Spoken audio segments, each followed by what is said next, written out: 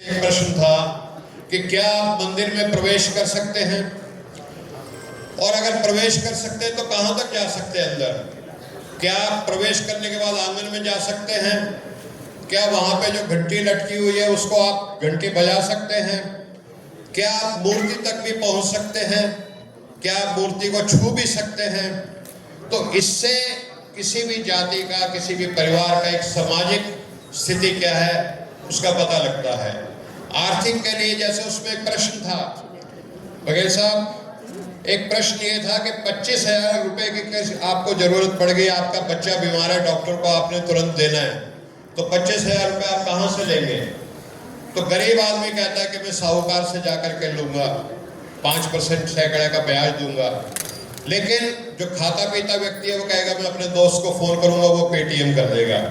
तो इस तरह से सामाजिक, आर्थिक, शैक्षणिक भागीदारी, राजनीतिक भागीदारी, उसका पता लगाने के लिए बहुत ही, जिसको कहते हैं आला दर्जे की वैज्ञानिक जनगणना हुई, और उसको एक बहुत बड़ी टीम ने, जस्टिस रेड्डी साहब, सुदर्शन रेड्डी जी जो सुप्रीम कोर्ट के जस्टिस रहे, हमारे काचा इलाई साहब और तमाम लोगों ने उसका विश्लेषण किया।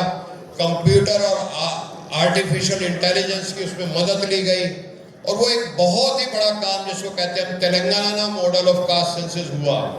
और हम चाहते हैं कि जो मोदी सरकार ये जो कास्ट सेंसस कर रही है उसमें आप सब जानते हैं जो अभी हाउसिंग एनुमरेशन का वो आया है 33 प्रश्नों की प्रश्नावली, उसमें SC, ST ओब्लिक अदर्स है, उसमें OBC बिल्कुल गायब करके रख दिया गया है।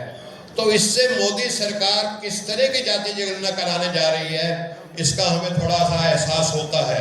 तो आज हम पूनम प्रभाकर जी जो तेलंगाना के ट्रांसपोर्ट मिनिस्टर और बैकवर्ड क्लासेस वेलफेयर मिनिस्टर हैं, जिनके क़यादत में, जिनकी रहनुमाई में ये जाति जनगणना हुई, हमें बहुत गर्व महसूस हो रहा है कि आज इस महात्मा फूले की 200वीं जयंती पे हम इनको महात्मा फूले अवार्ड 2026 से सम्मानित करने जा रहे हैं।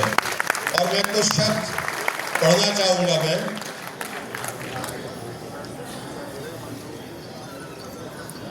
आज का यह अवसर केवल एक सम्मान समारोह नहीं, बल्कि सामाजिक न्याय की उस ऐतिहासिक यात्रा का उत्सव है जिसकी नींव महात्मा ज्योतिबा फूले जी ने रखी थी। मित्रों, जब हम जितनी आबादी उतने हक की बात करते हैं तो यह केवल एक नारा नहीं, यह न्याय का सिद्धांत है। और इस सिद्धांत को धरातल पर उतारने का जो साहसिक और ऐतिहासिक कार्य तेलंगाना में हुआ है वह पूरे देश में एक रोल मॉडल बन चुका है। वैज्ञानिक जाति जनगणना जो तेलंगाना सरकार द्वारा कराई गई, उसने पहली बार समाज के हर वर्ग की वास्तविक स्थिति को सामने रखा, चाहे वो सामाजिक, आर्थिक, शैक्षणिक या राजनीतिक प्रतिनिधित्व का प्रश्न हो। यह जनगणना वास्तव में समाज का एक्सरे है, और साथियों, इस एक्सरे की अवधारणा को पूरे देश में लोकप्रिय बनाने का ऐतिहासिक कार्य किया है हमारे न्याय योद्धा राहुल गांधी जी ने। उन्होंने देश को समझाया